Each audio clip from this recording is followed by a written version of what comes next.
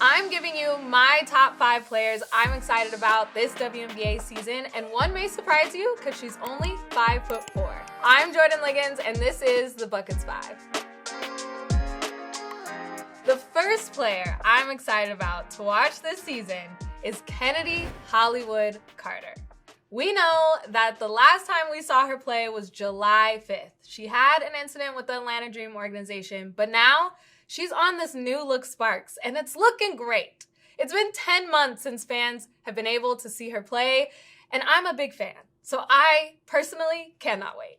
I think she is a perfect fit for the Sparks roster, honestly. She can spot up for a 3, she can take people off the dribble. She can also get a bucket when the Sparks need it immediately. Sometimes they go through these dry spells and they need a player that can get a bucket. She can, because she is a bucket. In the offseason, Kennedy Carter has been showing off on Instagram that she's been working on her step back jumper, her handles, and she's been mentored by WNBA legend Angel McCoughtry.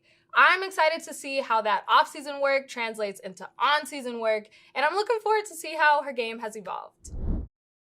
The next player I'm excited about is Enrique Agumbawale. Now, you may be saying, Jordan, you saw her play last season, you saw her play in the EuroLeague Women in the off-season. What's different?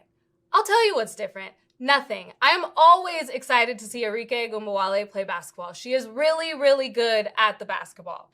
But this season actually might be a little different. She's finally out of her rookie contract. She got paid the max deal. She showed up to the press conference with a $ braided in her hair. It's a wrap for everybody. The Wings are a super young team. They got a first-round playoff berth last season, and you better believe Enrique is going to try to get them back the next season. But now she has help. She has Marina Mabry. She has Tiara McCowan, who's a shot blocker and a bona fide center. She has Izzy Harrison, who had an amazing Athletes Unlimited season. She placed 3rd. And they got a top draft pick in Veronica Burton, who's a lockdown defender.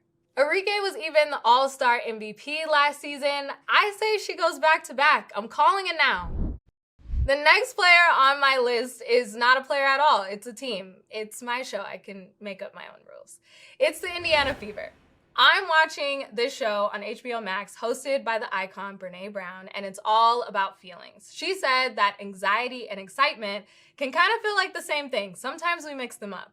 And that's exactly what I feel about the Indiana Fever. Is it excitement? Is it anxiety? I'm not really sure. The Indiana Fever have been in a rebuild for quite some time. They're really bad. Last 2 seasons, 12 and 42. They've waived top 5 picks. They've waived top 10 picks. It makes my head hurt just to think about it. But they finally might have some pieces to help Kelsey Mitchell and Tiffany Mitchell. In the draft, they had 4 first-round picks, which is kind of unheard of.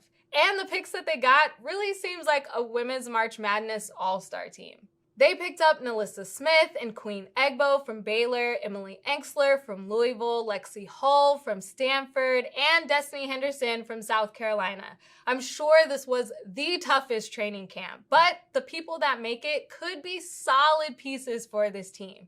There are 0 expectations for this team, and that's what makes it kind of fun. They're like the Hornets from a couple years ago where they're just going to lob to each other and do all crazy stuff because they're rookies and they're young, and that's okay. I think that's what makes it kind of exciting.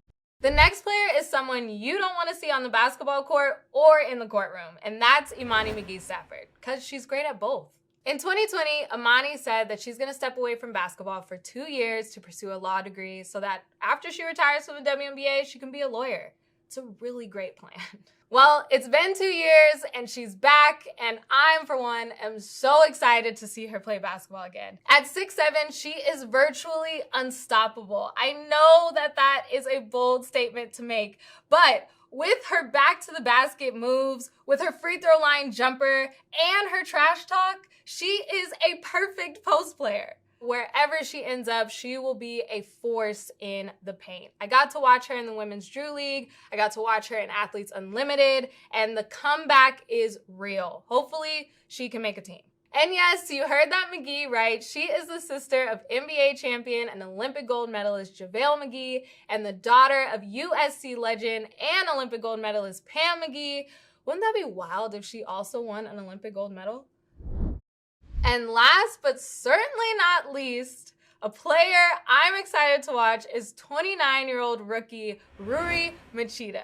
You may remember her from the 2020 Tokyo Olympics when she was killing everybody. She had 18 assists against France, and she averaged 12.5 assists for the entire Olympics. She was lighting up Team USA. At only 5'4", she is a firecracker at the point guard position. The head coach and general manager, Mike Thibault, said that she's one of the most dynamic point guards in the world, and she's going to fit in perfectly with the Mystics playstyle. Ruri loves to push the tempo and create shots for her teammates. And when your teammates are Alana Deladon, Ariel Atkins, and three-point specialist Alicia Clark, that's going to be must-watch basketball. I'm excited. Those are my top 5 players I'm excited about this season, but honestly, I'm just excited about every player this season. Make sure to subscribe to the Buckets YouTube channel so you do not miss any WNBA content.